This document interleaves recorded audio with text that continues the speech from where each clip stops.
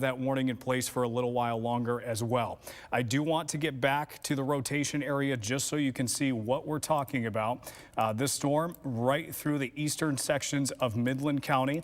Let's see if we can zoom in just a little bit more and potentially get some street names here. This is moving right along East Hubbard Road, right next to North Waldo Road, and you always have to work ahead. Remember, as we get these radar scans in, it takes a couple of minutes for those scans to come in. So if you're near Cottage Grove Road at the intersection of what looks like Flagell Road, I hope I'm pronouncing that correctly, Parish Road, you are close to this. As the storm moves off to the east, it's in this section right here near Larkin, going over towards Dual, Crump, and Willard. Likely in this area as well as it moves off to the east. And then again, areas like Linwood, this is now the time where you should be reacting as well and trying to get to your safe place as soon as you possibly can. We do not have any confirmation that this storm has been on the ground at all.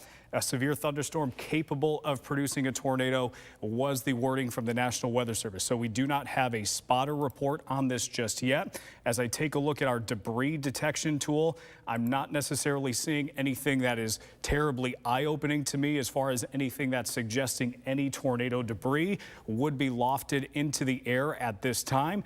We will keep a close eye on that. But for right now, that is a good sign. We still want you to take this storm seriously as it moves off to the east. If you are in Linwood, again, you are included in this warning. Bangor Township, you are also included in this warning. But what I will tell you is what the radar looks like right now with that area of rotation. The area that we're concerned about is a little bit farther to the north than Bangor Township in some of these areas that are on the south side. Now we'll see if anything changes on sort of the southern ends of this storm. However, the area of concern is a little bit north of you. We're also getting into an area where some of these signatures are a little bit tougher to see. So it's definitely important still for areas like Linwood, even if we're not seeing that right now, for you to be in your safe place as well. So here's a recap. If you're just joining us this afternoon, we do have Gladwin, Aranac, Iosco, Ogemaw, Isabella, Midland, and Bay counties all under severe thunderstorm warnings at this time. The latest severe thunderstorm warning that's in place for Bay County, that goes until 5 o'clock. The tornado warning itself only goes until 4:30. Let's see if we can reset a little bit while we are waiting for those next scans to come in. Here is your entire picture this afternoon of what has been happening and what has been developing over the last couple of hours. There is a severe thunderstorm warning or some thunderstorm watch that is also in place. I believe we just got an update on that. More counties may have been added. So let me see if I can get that up as well, just to be as comprehensive as possible here since we're not currently detecting debris. Looks like we've got that watch in place for the entire TV5 viewing area now. I do need to update that time. It is obviously not until 9 a.m. today. Just starting to get that information to come in. So let's go back to that severe thunderstorm warning area with the tornado warning embedded within it, and just see if we can get a better picture here as to where that rotation is at the moment. Again, we just checked over to see any debris signature. I have not seen that at this time, but that does not mean that can't change. So let's see what we're looking at here. Auburn, this cell is to the north of you right now. However, you are included in that warning, so be sure to get to your safe place as well. Colin, you are also included in that. And we're in this area, we call this purple shaded region range folding. It's sort of some radar interference that it's really tough to see. But if I could get my pointer tool out and show you where that's at, I would say it's in this area right here. That we're seeing sort of the circulation that was moving in this general direction that's kind of moving now off to the south and east. So if you're in Bay City, school is probably letting out near Bay City, or at the very least, we have bus routes that are ongoing. So right around I-75 going into Bay City, Wilder Road, Colin, these types of areas definitely should be seeking shelter ahead of time. Right now, storm moving off to the east at about 40 miles per hour. So let's see if we can get this circulation moving in this way. Looks like Bangor Township a little bit closer to around 421, and hopefully we can get a better scan soon without some of this what we call, again, range folding in here that's really kind of getting in the way for us to see that really well. But overall, still not seeing any sort of debris signature here from this storm that I would say is eye-opening at the moment. Let's see if we can get a live camera on Mount Pleasant right now. This is an area where storms had gone through. And I will tell you, these storms, as they move on by, they have had a history of producing power outages as they move off to the east. So I can't myself pull up the consumer's outage map from our weather system. But again, even if you're not in this tornado warning that is currently moving through parts of Midland and Bay County, these storms still have a lot of lightning. It was a noisy morning with a lot of dangerous lightning earlier on today. These storms are doing the exact same thing when it comes to that lightning. I will turn that on just so you can get a sense. And plenty of strikes through these cells that are currently moving through Gladwin County over into Aranet County, and also plenty of strikes that are cloud to ground moving from Midland County into Bay County. Let me see if I can get any reports here. Looks like we'll check over on spectrum width. This is another tool that we can use to get a good idea of where we might see some of these circulations potentially around this area here, just to the east of Larkin there, and see if we got any reports coming in. Just looking at some of the reports through our social media channels and seeing if we can gather anything there while these storms are passing through. And our producer is just telling us about the power outages. So if we could take a break and pull that up. There's the power outages that have been produced by these storms as they move off to the south and east this afternoon as they move in from northwest lower Michigan. And we just got a new severe thunderstorm warning for Saginaw County as well. So that is a brand new warning that has just been issued. That warning for Saginaw County, get some more information on that as it moves on by. Let's see here. Pull up our info tool. That one is going until 5:30 this afternoon. That one has a hazard of 60-mile-per-hour winds, maximum hail size of about penny-sized hail. So that storm is now brand new as well. I'm not seeing as much of a tight circulation as we're starting to get a better look at this storm system as it moves off to the east. Not quite as strong as it was earlier. That's a good sign.